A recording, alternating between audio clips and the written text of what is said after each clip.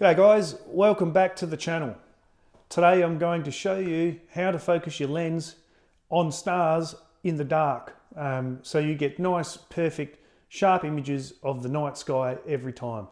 So I've recently had a few requests that I do a video like this, and last night I also had another request from a young Instagram photographer asking the same questions. How do I do astrophotography? What settings do I use? How do I get good focus? So it was too hard to really put in a message, so I decided to do a video to try and help them out and also help all you guys out too. So I understand where you are in your journey right now. Don't worry, I've been there before. I've watched countless hours on YouTube and I've researched many hours on the internet on the topic of astrophotography. So with all that I've learned over the years, I want to share with you tonight some basic tips on how to get some good images of the night sky. So what we're going to do is we're going to jump in the car and we're going to head out about an hour and a half away from Adelaide into the International Dark Sky Reserve. There we will focusing on the stars, and we will also show you how to focus your lens at night time. And we will also go through all your settings and everything to try and assist you out in the field when you go out. So let's not waste any more time. Let's jump in the car and let's head off.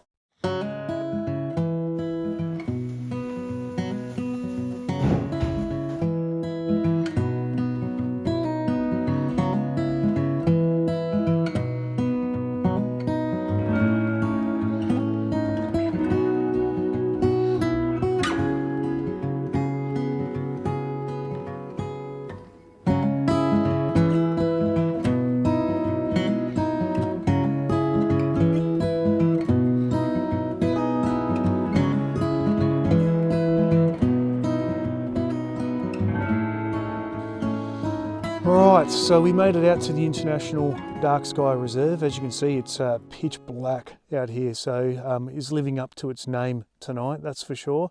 The moon is setting in the background. It's only about a quarter moon tonight, so it's not bright at all. So what we're going to do is going to run through some processes on how to focus your lens on stars to get nice clean images and sharp images of the stars. But we'll go through some tips and tricks also, and I'll give you a rough guide on your ISO settings along with your aperture settings. But every camera is totally different, so it's only going to be a rough estimate of what it's going to take to get you guys shooting nice clear stars. But ISO is one of those things that you're going to have to fiddle around with, and depending on what lens you have in your kit, whether it's an f2.8, it could be an f4 or an f1.8. I recommend f2.8 and lower for astrophotography, but it's not to say you can't get any images with an f4 lens as well, but it just wouldn't be as bright as a lower aperture lens. So yeah, let's get into it. I'll show you how to focus your lens, and let's do it. So the first thing we need to sort out is our composition. Notice how I've got a tree in the rule of thirds here by using the grids. I've set it up. I know my Milky Way is going to be up here somewhere as well. You don't want it dead smack on the middle of the screen. It's going to look a bit funny. So use rule of thirds and basically set your composition up first. If you're using a zoom lens, zoom in properly to wherever you want to get the composition, whatever looks right, and then take note of where the position is on your zoom. The reason why I'm saying that is you've got to divide that figure by 500 to work out how many seconds you can hold the shutter open for before we go into the next process. Because if you move that lens after we do this process, then you're going to have to do it all over again. So first things first, sort out your composition and your foreground. Right, once you've got that ready, it's all good. Next step is to find the brightest star in the sky. There's a few around, as you can see in the on the back of the screen here, and you want to use digital zoom only to zoom in on the stars. Now when you zoom in, they might all disappear. That's fine. You're going to have to zoom around and use your toggle here to find a star. So here is a really good bright star that I've found. Now I'm lucky, my camera always turns on into infinity, but let's just move it out of focus, right? So this is something that you might see, a big blob on the screen, as you can see there.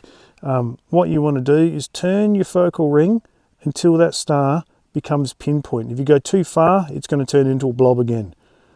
So we want it to be a nice pinpoint like so, and therefore we are totally focused on the stars. So we can zoom back out by using your digital zoom, by zooming out until your screen returns back to normal as so. The next step is to choose ISO. Now I'm using ISO 6400. I do have a mirrorless camera, so I can use high ISOs, but I recommend you trying around the ISO 3400 to 4000. Each camera is going to be different, so I can't really tell you what your ISO is going to be. The next is also to choose your aperture. I'm using an f1.8, but you might have an f2.8, so you might have an aperture that looks similar to this. So anything f2.8 and lower is definitely going to be good for astrophotography. So I'm going to go back to f1.8.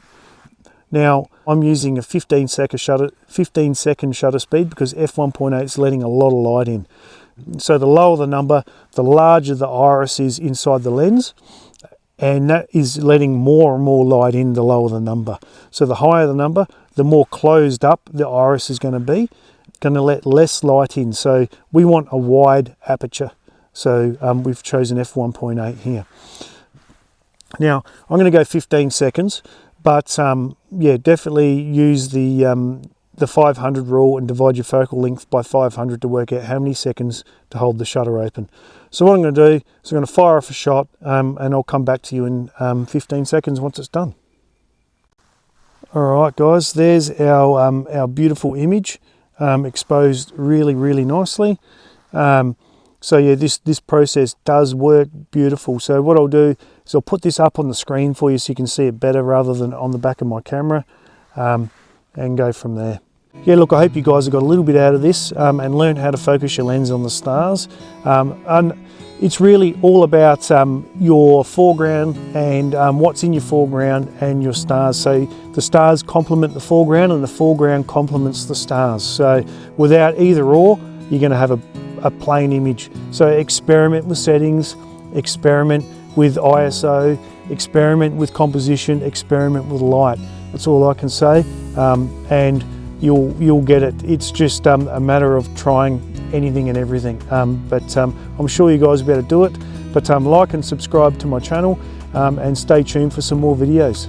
Thanks for tuning in.